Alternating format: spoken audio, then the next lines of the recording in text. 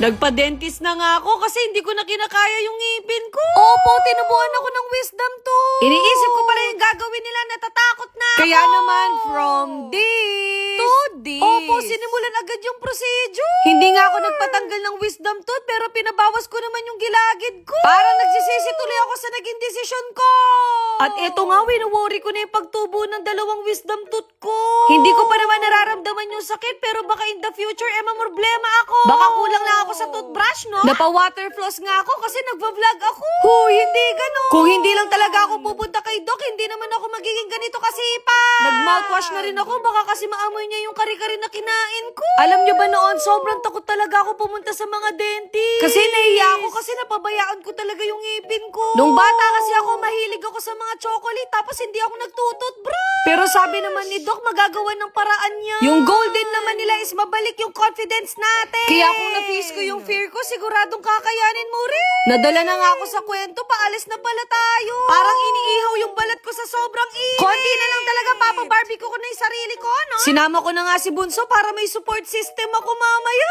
Para kapag nasasaktan na ako, si Bunso yung panggigigilan ko. So eto nga, nandito na tayo sa clinic. Matagal-tagal din akong hindi nakapagpa-clinic kaya naiya din ako kay Doc. Pero naalala ko, wala pala akong hiya. Hindi nga nakaka-aesthetic yung shower cup sa akin pero wala akong choice. Alam niyo naman, puro ganda lang ang ambag natin, no? Andito na naman ako sa punto na kinakabahan. Sumakto pa, nakita ko pa si Chawo.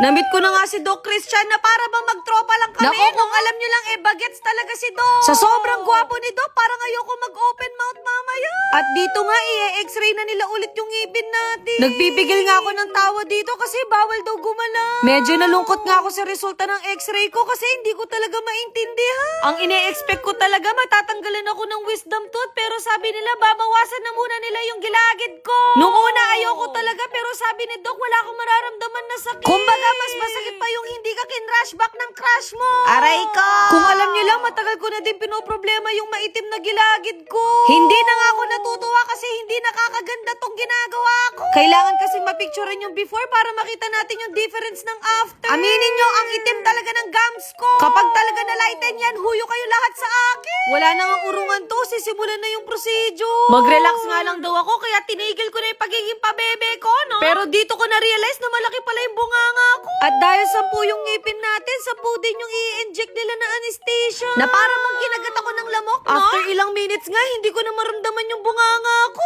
Alam mo yung ang weird ng feeling na merong kumakalkal sa bibig mo pero wala kang maramdaman. Pasintabi po sa mga kumakain dyan. Habang ini-edit ko nga tong video, hindi ko kinakaya yung ginagawa ni Doc. Pero ang mas kinagulat ko talaga nakatulog ako. Kapag kasi humiga lang ako ng ilang minuto, makakatulog talaga agad ako. At grabe, nakikita na yung totoong ngipin ko.